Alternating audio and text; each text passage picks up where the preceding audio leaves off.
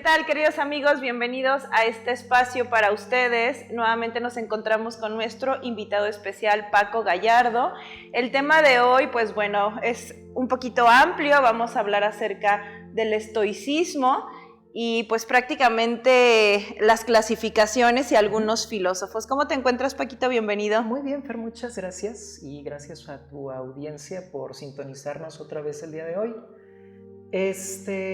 Bueno, como recordarán, hace algunas emisiones estuvimos hablando un poco sobre Jesús de Nazaret y el origen del cristianismo, que de alguna manera pues es un pensamiento que culturalmente nos es muy cercano, pero el estoicismo, que es el tema de la emisión del día de hoy, pues es un tipo de pensamiento que surge prácticamente de forma simultánea al cristianismo, y que por razones históricas probablemente no es tan conocido o no es tan popular.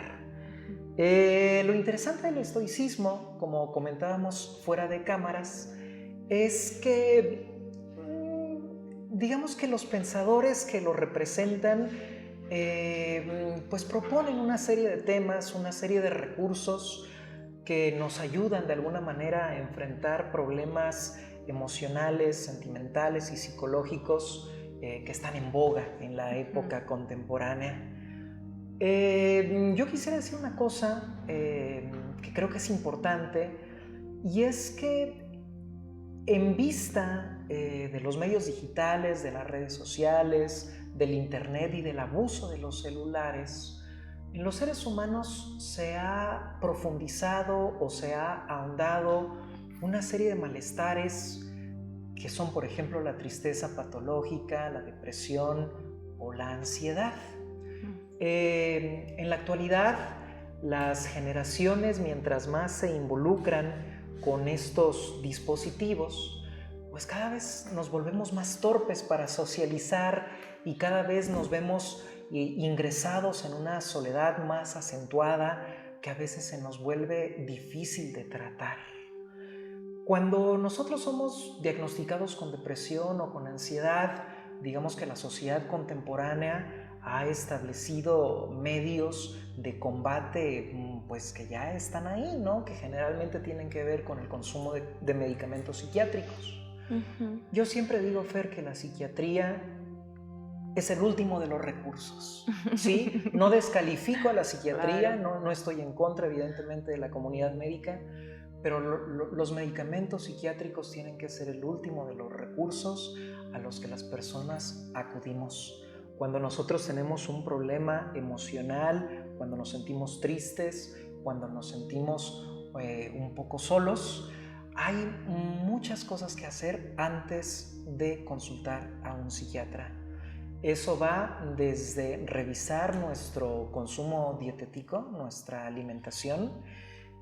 Por ejemplo, si consumimos demasiada azúcar, pues nuestra personalidad se torna ansiosa. Si consumimos demasiados picantes o demasiadas grasas, afectamos nuestro sistema gastrointestinal y eso afecta directamente nuestras emociones.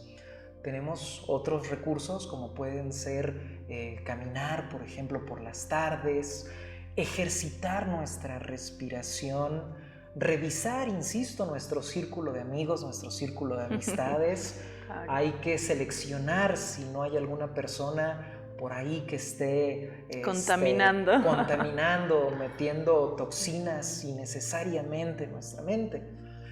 Ya si todo eso no funciona, pues podemos llegar a la psiquiatría, pero ya es el último recurso. Uno de los recursos previos también, pues es la lectura, ¿no? Leer es un espacio de sanación, es un espacio de alivio, y la obra de los estoicos claramente nos muestra la certeza de esto que estoy diciendo. El estoicismo, Fer, decía yo al principio, es una corriente de pensamiento que nace de forma simultánea al cristianismo y que muchos autores han considerado o han clasificado como un cristianismo laico, ¿sí? ¿Qué quiere decir cristianismo laico? Bueno, que no tiene la dimensión religiosa que sí tiene el cristianismo. Cuando nosotros hablamos de cristianismo, nosotros generalmente lo asociamos con una religión, ¿no? Recuerden que la palabra religión viene del término latino religare, que quiere decir religar o reunir. Una religión, digamos que nos enseña una serie de ritos, una serie de oraciones, una serie de dogmas, cuyo objetivo final es volver a reunirnos con el resto de la humanidad y con Dios. ¿Sale? Bueno, el estoicismo no tiene esa dimensión, no tiene una dimensión religiosa. Sin embargo, se parece muchísimo al cristianismo. El estoicismo nace aproximadamente en el segundo siglo antes de Cristo y se conserva vigente hasta el siglo segundo después de Cristo. Es decir, es una corriente filosófica que abarca aproximadamente 4 siglos. Son 400 años. Generalmente para el estudio del estoicismo se divide en 3 épocas. Se dice que hay un estoicismo inaugural, un estoicismo primitivo, que nace en Grecia. Luego hay una segunda fase que se llama estoicismo de la transición. Y por último, hay una fase que se llama estoicismo romano, que es el estoicismo más cercano al cristianismo y el que de alguna manera conocemos de una forma más detallada. El estoicismo se llamó así porque, como lo acabo de mencionar hace unos cuantos segundos, nace en Grecia originalmente y los primeros filósofos estoicos, para pensar, para reflexionar, para meditar, caminaban en unos pasillos largos que estaban alrededor de los edificios públicos en Grecia y estos pasillos se llamaban estoas, ¿sale? Entonces estos pensadores caminaban por las estoas, platicaban de filosofía, platicaban de este tipo de cosas y entonces la gente los empezó a denominar estoicos, los que caminan por las estoas, por los pasillos. La historia del estoicismo es un poquito larga, no contamos con mucho tiempo. Por esa razón me gustaría concentrarme en la última etapa, insisto, la etapa romana, que es la etapa más desarrollada y es la etapa que conocemos con un mayor lujo de detalles. El estoicismo romano tiene varios exponentes importantes. El primero de ellos es Epicteto. El segundo de ellos se llama Cicerón, el tercero se llama Séneca y probablemente el cuarto y el último se llama Marco Aurelio, que además de ser filósofo fue emperador de Roma, ¿no? Por eso se le llama el emperador filósofo. Voy a descartar un poquito a Cicerón, porque a Cicerón también se le estudia mucho por sus cualidades como orador político, ¿no? Cicerón era un político que dominaba muy bien la palabra hablada, que sabía expresarse de una forma, digamos, muy hábil ante las grandes audiencias. Lo voy a dejar un poquito de lado y me gustaría concentrarme más bien en los otros 3 personajes, en las otras 3 figuras. Primero en el caso de Epicteto. Epicteto era de origen griego. Epicteto durante muchos años fue un esclavo de un patricio romano. Hay que recordar, por favor, que la sociedad romana en los tiempos tardo-republicanos, es decir, en los últimos tiempos de la República y en los tiempos del Imperio, se dividía en 2 grandes clases sociales. Estaban los patricios por un lado y por otro lado estaban los plebeyos.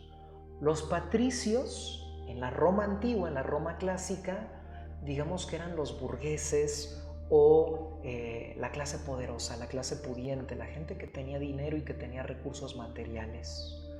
Los plebeyos era el pueblo llano, ¿no? La gente trabajadora, la clase obrera. Entonces Epicteto, por una serie de razones que no voy a mencionar, terminó siendo esclavo de un patricio romano y durante muchos años pues hizo las veces de sirviente, de trabajador de la servidumbre de esta persona. Epicteto alcanzó su libertad. Epicteto era un liberto, así se les llamaba a los esclavos que habían sido liberados por voluntad de su patrón, generalmente cuando alcanzaban la tercera edad. Como un gesto de buena voluntad, el patrón les decía: ¿sabes qué? Pues tú ya me serviste mucho tiempo, voy a dejar que pases los últimos años de tu vida en libertad. Les daban la libertad y por eso se les llamaba libertos. Entonces Epicteto era un liberto, ¿no? Dejó de ser esclavo, dejó de servir a este hombre y sus últimos años de vida lo dedicó a lo que él siempre le había apasionado, que era precisamente hacer filosofía.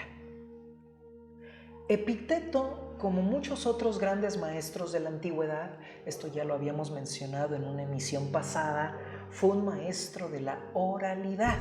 No escribió absolutamente nada. Igual que el mismo Jesús de Nazaret.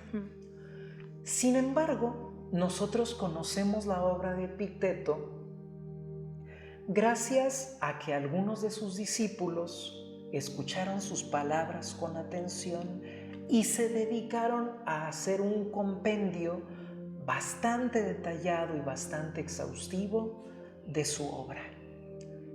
El principal discípulo de Epicteto, así como Platón lo había sido de Sócrates, así como los apóstoles lo habían sido de Jesús de Nazaret, fue un joven, porque era joven en ese entonces, que se llamaba Flavio Arriano, ¿sí?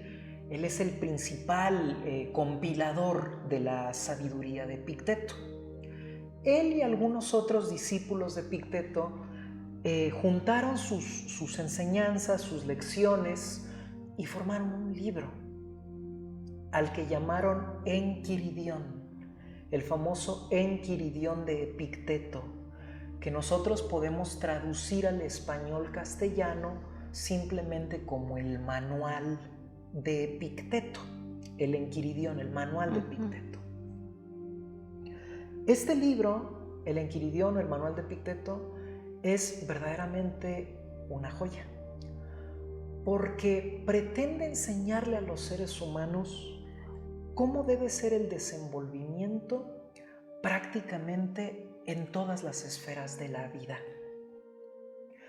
Aquí quiero anticipar una cosa que lo voy a mantener en mente durante todo lo que dure esta emisión, y es que para los estoicos, el objetivo último de la filosofía, del pensamiento, de la reflexión, era alcanzar algo que ellos denominaban ataraxia, la ataraxia, que nosotros podemos traducir al español castellano como la imperturbabilidad.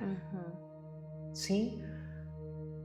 Para los estoicos, Fer, hay que tener muy en claro esto: los seres humanos no podemos controlar muchas cosas.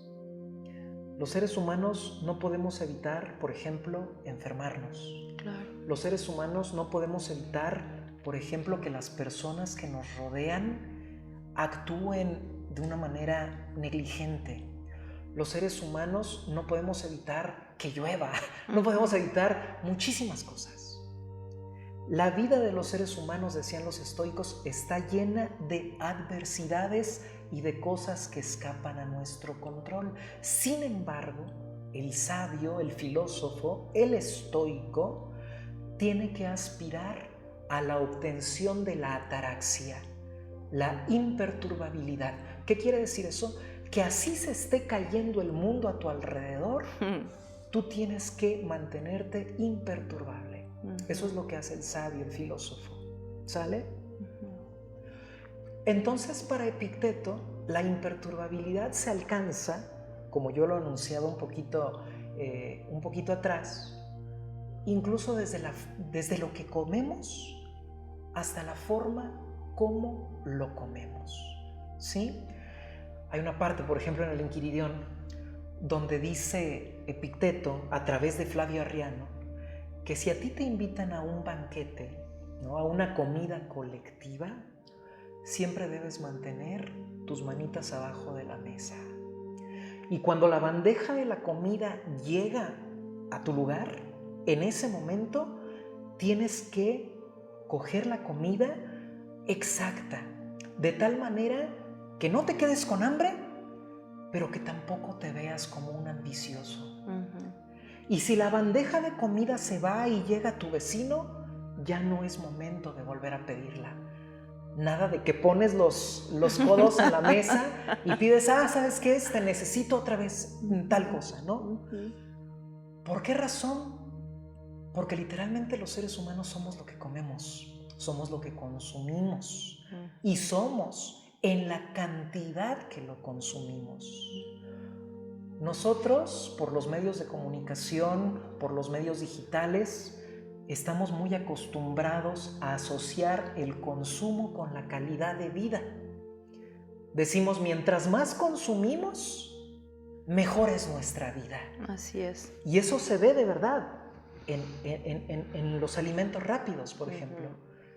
Cuando nosotros vamos y compramos una pizza, por poner un ejemplo, tenemos mucho como esta ideología de los americanos o de los norteamericanos, ¿no?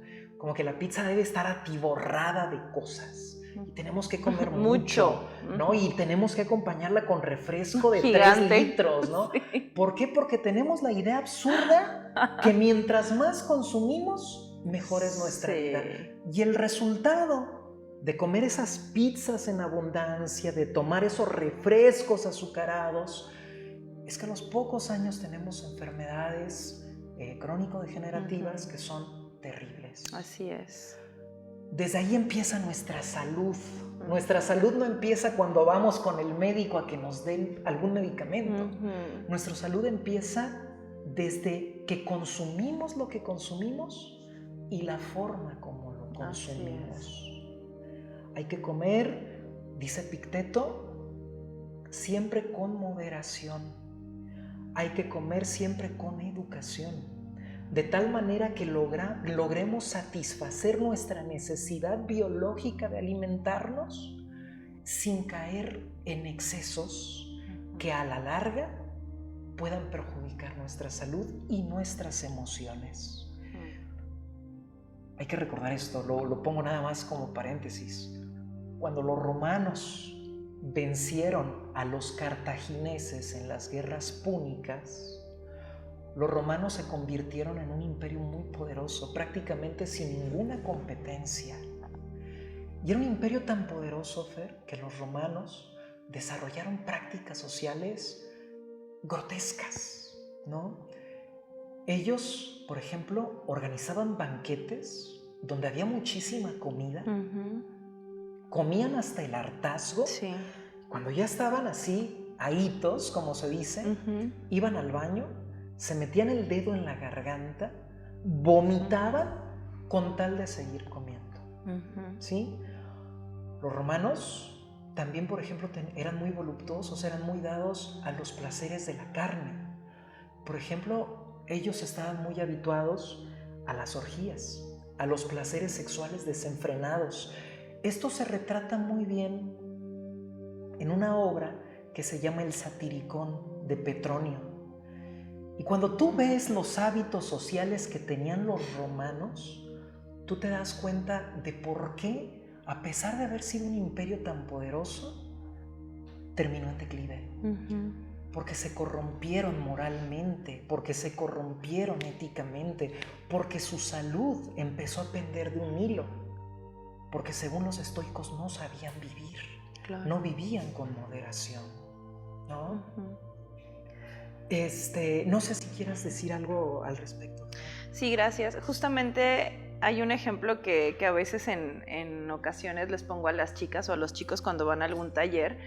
Y es un tema personal. Voy a un retiro y yo llego literal con una maleta gigante. Íbamos a una montaña, era un retiro de montaña.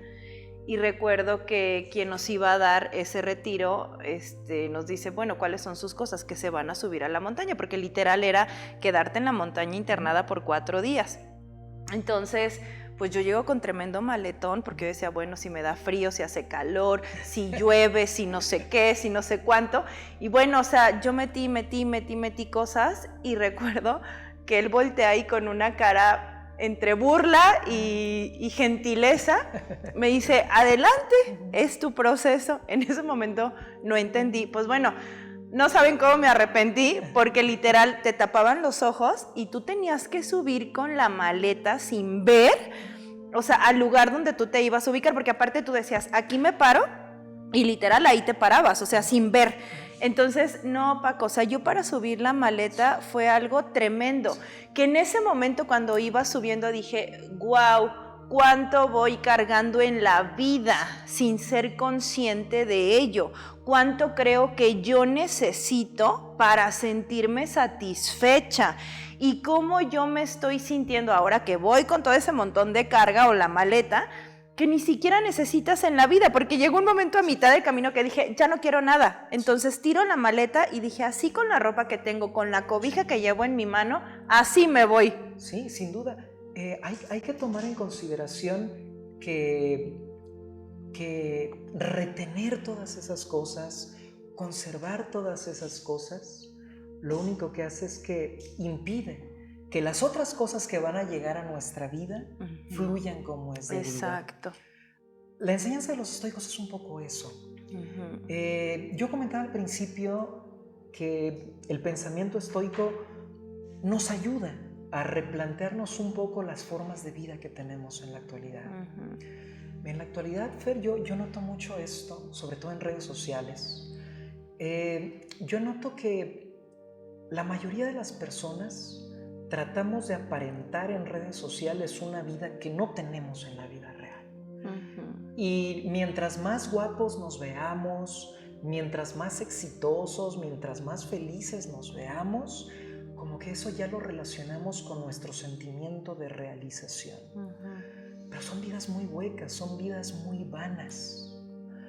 Yo creo que uno de los mensajes más terribles, Fer, que dan los medios de comunicación en la época contemporánea es que el dinero todo lo puede y que el dinero todo lo resuelve. Así es. Eso no es así y hay que entenderlo con mucha claridad.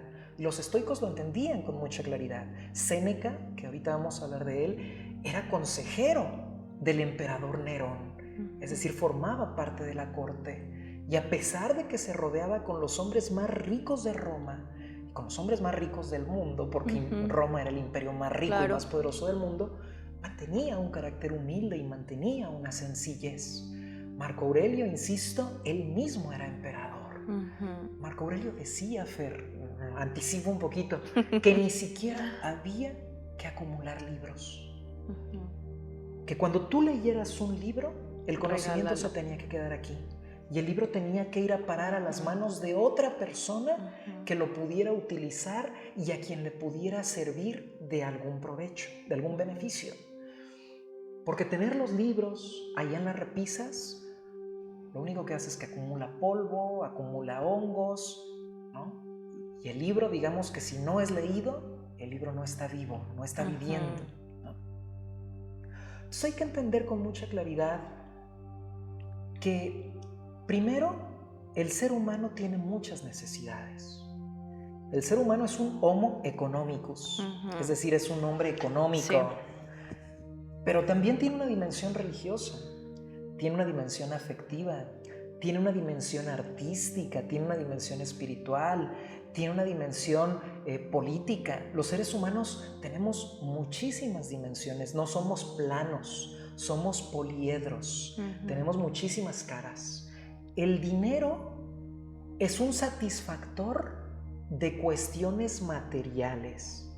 El dinero nos provee de alimento, nos provee de vestido, nos provee de casa. Claro. Pero después que nosotros tenemos satisfechas esas necesidades, el dinero no tiene ningún sentido. El dinero no te va a acercar a Dios. No. El dinero no te va a dar amigos. El dinero no te va a dar un sentimiento de autorrealización personal. Para alcanzar y cubrir esas necesidades, necesitamos otras vías. Eso es una enseñanza de los estoicos. Vuélvete una persona autosuficiente, para que no sea necesario que le pidas a tu hermano, para que no sea necesario que le pidas a tu vecino. Habrá algún momento quizá de crisis que tengas que hacerlo, ¿sí? Pero que no sea por tu negligencia, que no sea por tu irresponsabilidad. Si enfermaste y tienes que solicitar ayuda, adelante, ¿no? Pero si eres una persona que no se hace cargo de sus propias acciones y tú mismo generas tu desgracia, y encima culpas a los demás. Y encima culpas a los demás. Así es. La vida, me temo, que nos va a tener que enseñar humildad. Claro. Y la vida es una maestra muy dura. La vida es una maestra durísima. Totalmente. Todos los estoicos dicen eso. Hazte autosuficiente. Ten el dinero necesario para vivir bien, para vivir con comodidad. Pero después de eso continúa trabajando para que logres satisfacer todas tus otras necesidades que no se reducen, insisto, únicamente a cuestiones materiales. Así es. ¿Sí? Los estoicos son muy claros en eso. Sí, claro. Ese es un mensaje general de los estoicos y si quieres, pues hasta aquí me detengo para proseguir en la siguiente emisión. Claro que sí, Paquito. Muchísimas gracias. Nos vemos el siguiente viernes. Gracias, Paquito. No, hombre, por nada.